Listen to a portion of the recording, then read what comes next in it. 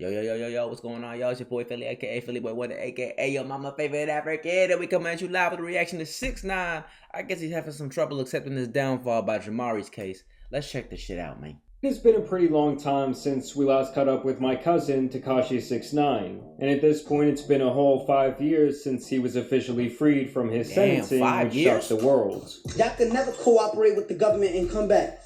Y'all could never do that. I'm a living legend at the age of 24 years old. At that time, he was still arguably the most viral rapper online, coming... Boy, that's actually crazy if you think about it. I ain't gonna lie, I did not realize it was 5 years, bro. Time is flying by, because yeah, like... He got released in 2020, but his huge pop-off was 2018. I literally remember so well, bro. I was a senior in high school, and he was going fucking crazy, bro. He was everywhere. Off a string of hits that mirrored his idol 50 Cent in the early 2000s. Tell him what you running. New York Miles, right? Tell him what you running. And just like 50 back then, Tekashi positioned himself as the master troll in the entertainment industry. The dude who said and did whatever he wanted, whenever he wanted, and laughed in your face if you had something to say about it. Sells, man. What's going on with you and Alex? Are you guys really dating or you just trolling trippy? You don't think telling people to suck dick online got anything to do with it too? Nah, I tell niggas suck my every day. You know, my father used to always say, if you tell somebody to suck it, man, you gotta be ready to either kill or die. Alright, and I'm ready to die, and I'm ready to chill. Jesus Christ. He constantly used social media as his main vehicle to garner up attention, consistently clowning his competition. It is fuck 6ix9ine, it's fucking Treyway. Right, man.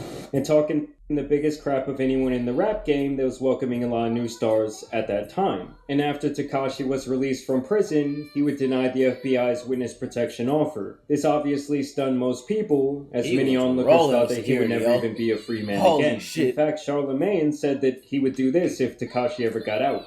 If Tekashi 6ix9ine beats this case, I'll suck his dick. He don't even have to ask me. Shit. Oh my. I totally forgot about all the out-of-pocket shit Charlemagne says, bro. Why the fuck would you say that, man? Because it's been years, brother, and you are nowhere to be seen. Yeah, we just gonna skim past that. And it really seemed like 6ix9ine thought that things would just continue like they were before, and that he would go on to be some sort of mega star. But that could not have been further from reality. His main issue was that most of his music before finding himself behind bars was about illegal activities involving guns, drugs, and basically presenting this persona as a tough gang leader from the streets who would not back down in any circumstance.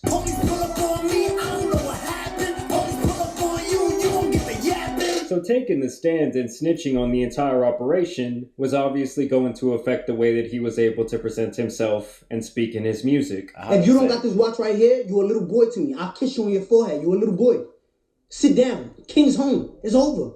So at this I remember that live stream. I'm pretty sure it had like over 1 million people. I was in it too. Like I remember I was very tapped into the 6ix9ine shit at the time because this motherfucker was everywhere, bro. He was literally at one point he was definitely the most viral person on the internet. Not even just in rap and just fucking pop culture.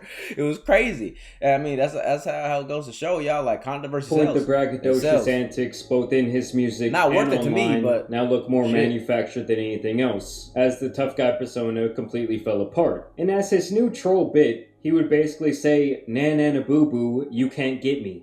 We beat the industry. Fuck is y'all talking about?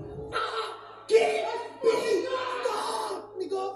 To then a rat like me to come home and still do more numbers than you, I would be mad too. And truthfully, this guy was never actually any of these gangster things. It's almost like a meme that just went too far. Like, yes, his ego was always massive, but he definitely got wrapped up in that style of music that he was making, and he started to actually live the life, getting affiliated with legitimate crime organizations, and even committing crimes himself. That clip is so funny. Basically, this guy had morphed into the persona that he was trying to present to the world. And you also have to keep in mind, the guys that he had snitched on had previously kidnapped him, Treyway. Get in the car, get in the car. That's what I'm doing. Stolen from him, slept with his girlfriend, and it was rumored that they even had plans to kill Tekashi. So-called his loyalty and everything and no snitching and all of that, I get it, right? But where was the loyalty when you was sleeping with my baby mother? Where was the loyalty when you was caught on the wiretap trying to kill me? Where was the loyalty when you tried to kidnap my mother? Where was the loyalty when you was stealing millions of dollars from me? Where was that? So it's not like true. he was exactly ratting on his day one best friends or family here. Either way, most people now perceived him as 6ix9ine, who talked a lot of shit and then sang like a bird on the stand. And despite the early success of his singles from Gooba to Trolls featuring Nicki Minaj, it was clear that things were not the same from a business perspective, as his album Tattletales was not supported by his record label, and even worse, it was like there was an active effort to make sure he did not get boosted up the charts with this release. To be honest, since I got out of jail, I feel like I've just been blackballed from a lot of things.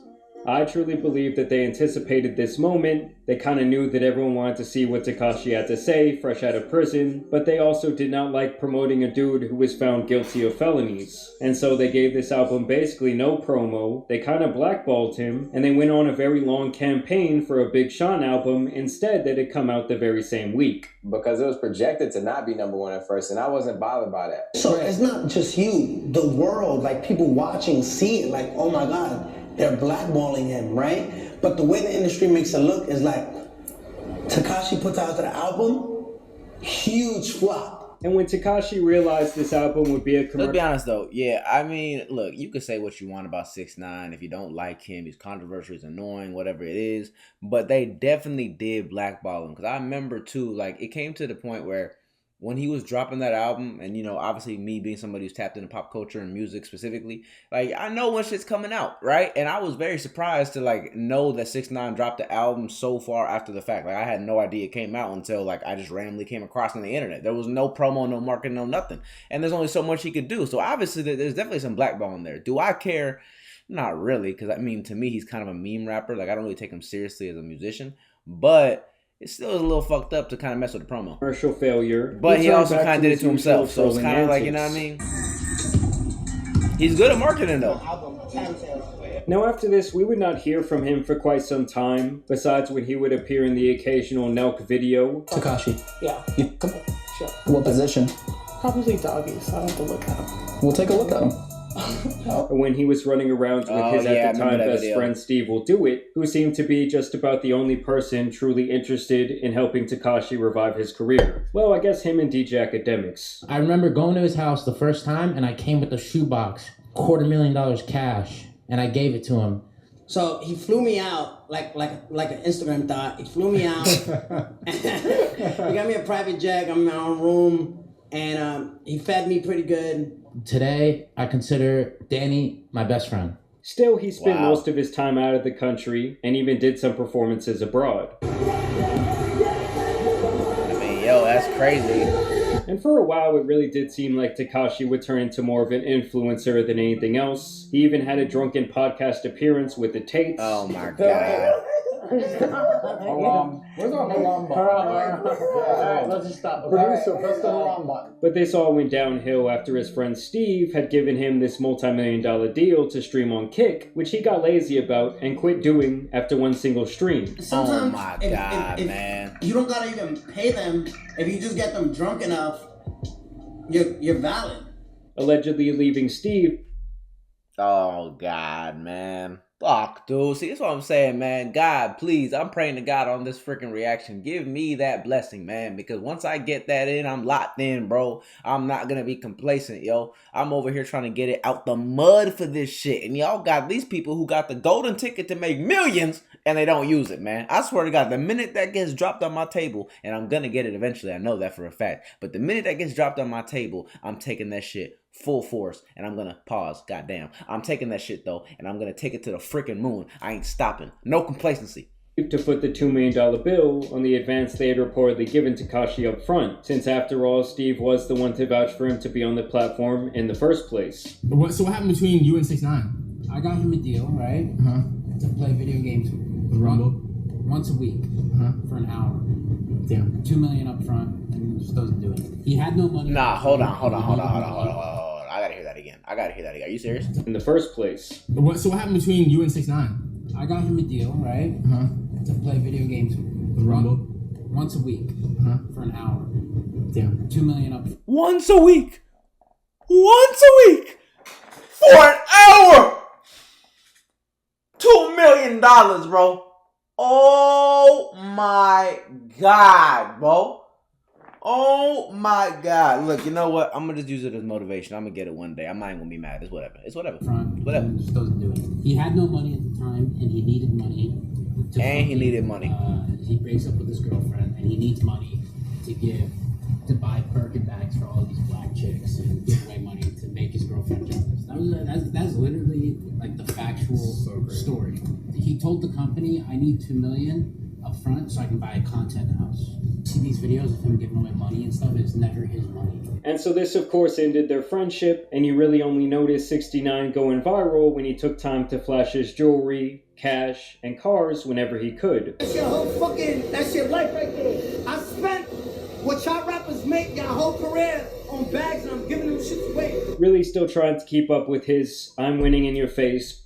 And this is the crazy thing, y'all. So look, this car right here that y'all see. So I live with the motherfucker that made the paintings on those cars, right? All the cars that were painted was by the dude in Atlanta.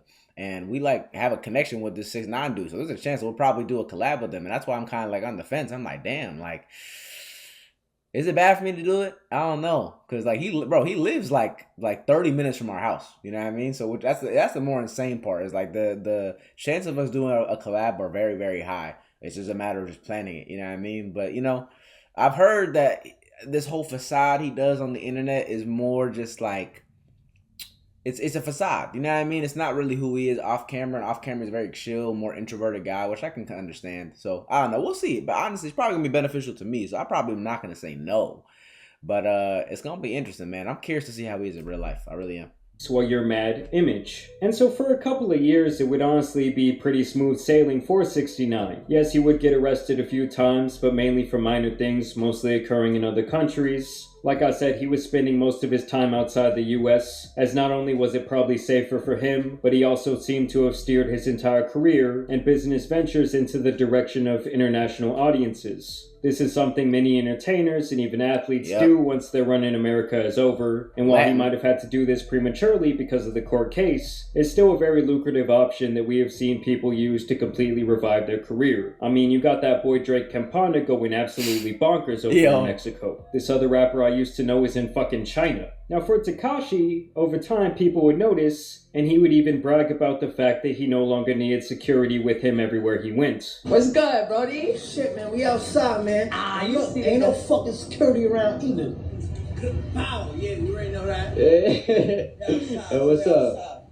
Well, more than likely, he could no longer afford to do so. I ain't gonna lie, bro. That's the one thing I gotta give to 6ix9ine. I find it so insane how there have been so many rappers since he's came up. Because he came up in 2017, right? That's when he started popping off. And 2018 is when he like blew like out the water, right? Think about all the rappers and just people that we've seen die by getting murdered since that time, bro. We've goddamn Pop Smoke, X, like the list goes on and on about a big and smaller rappers that have been literally gunned down. And a lot of them weren't even really like saying controversial shit like 6ix9ine. 6ix9ine's probably the most outspoken like go fuck you rapper we've ever seen. And I'm not wishing this upon him. Obviously, I'm glad he's still alive. But I'm just saying it's amazing that he's been able to like not be harmed. Like I know he got jumped at one time in 24 Hour Fitness, whatever. But that's like the worst that's ever happened to him. Like the fact that he does this and also walks around with no security and also has a bunch of jewelry on him. It's like, I pray for the best, bro, but it's kind of like he wants it to happen. It's like kind of like he's asking for it, bro. Like look at what happened to PNB Rock and other people who are like not even as controversial or as like go fuck yourself type thing. You know what I mean? I really hope he stays safe. So I do. I mean that shit adds up insanely look fast. At that, he's walking around with and for a while there, jewelry, he was constantly all that moving shit, homes like, it's not worth it. and having a hard time making money to afford his lavish lifestyle. But obviously it would be made clear that this was a massive mistake to think that he could just walk around by himself so freely, as he would infamously get beat down in the bathroom of an LA Fitness. I spoke too soon. Yo, homie, I'm not gonna lie, bro. I'm a fan, bro. I'm a fan. After getting his ass beat. What? I'm a fan, bro. I'm a fan. And to me, the craziest part in all this is that these were the guys to finally touch Tekashi. Pause. After so many people said it would be on site if he came to their city, these random low-level Mexican gang members were the ones to get the licks in. Pause. And this would definitely be a turning point in his career, as he had long been out of prison after snitching with damn near nothing ever happening to him besides the occasional sucker punch. He would even make a music video about it where he showed his face all fucked up. 2 of them weren't members of the gym. One of them was a member of the gym. Yeah. So do you think that they went there intentionally to attack you, or was it a crime of opportunity? A little bit of both. But I will say, this dude can still pack a concert, especially overseas, and he has headlined quite a few festivals. So left side, right side, middle, back, he still got it. Make some noise! He was also arrested for violating his probation for allegedly doing meth and allegedly hitting his girlfriend. But he claims that this was really a positive test for Adderall. Testing positive for meth, and he claims is Adderall. Yeah. But he has not commented on the assault arrest. He's consistently disobeyed or bent the rules where you made this agreement. You can't bend the rule. You made this agreement to be on parole or probation. You have to follow the rules. Now, shortly after this, it began to be more apparent that Tekashi was having financial issues. Basically, that man Uncle Sam came to collect his money that he owed him. Because not only had his popularity declined a lot since its peak, but the record labels really don't seem to care for him, and the antics no longer garner enough attention to translate to streams. So him still living this high-end lifestyle and spending money to buy actual diamond jewelry and all these cars and other material possessions was a downright stupid thing to do. Failure to pay his taxes led to the IRS raiding his Florida home and seizing quite a few assets from cars to luxury handbags and expensive jewelry. Apparently the guy failed to report. Like, bro, that's what I'm saying. Look, see, even that Lambo right there, that's what I'm saying. Like, my boy painted all those cars, which is so insane to think about. Every single car that he has is painted is by that. And it's like,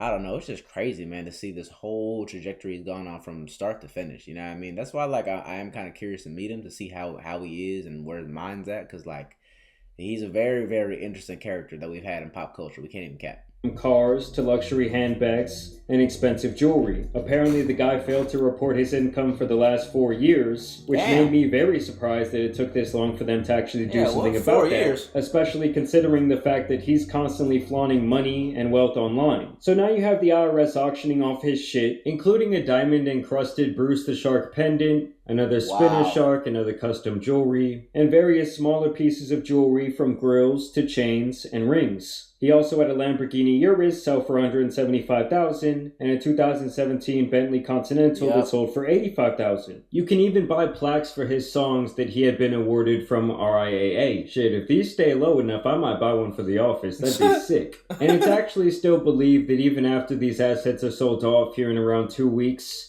Tekashi will still owe the government a lot more money, which really makes me think that that was the true reason that he's been so out of the country for years now, and explains why he was working out at LA Fitness, which is only like one step above Planet Fitness. There is simply no reason that this dude should ever think that he can work out around heavy weights in the general public alone. Guys, it's 6ix9ine. What's he doing here? But the crazy thing is that Tekashi still does get opportunities, like the record deal that he signed with Cartel Music.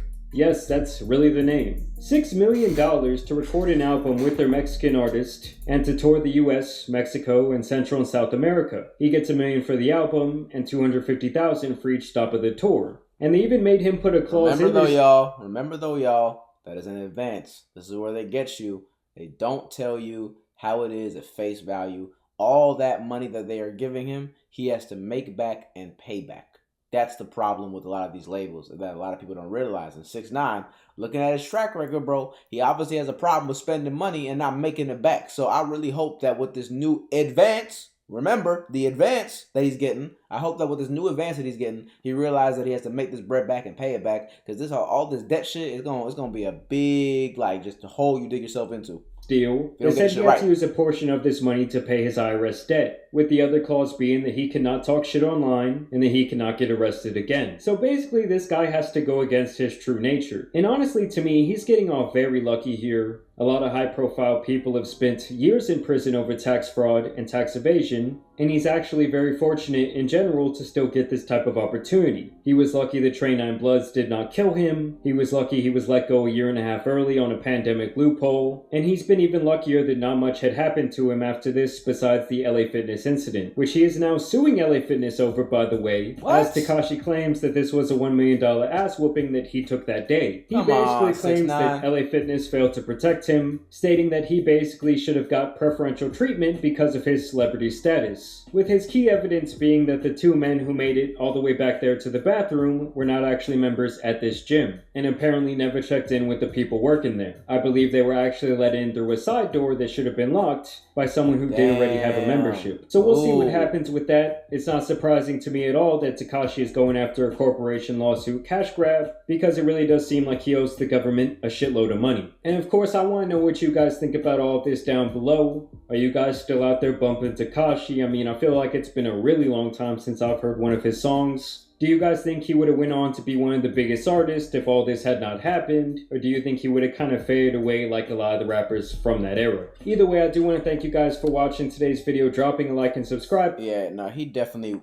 would have faded away. You know, respectfully, 6ix9ine is 100% like a Lil Pump, because like I said earlier, bro, he is a controversy meme rapper.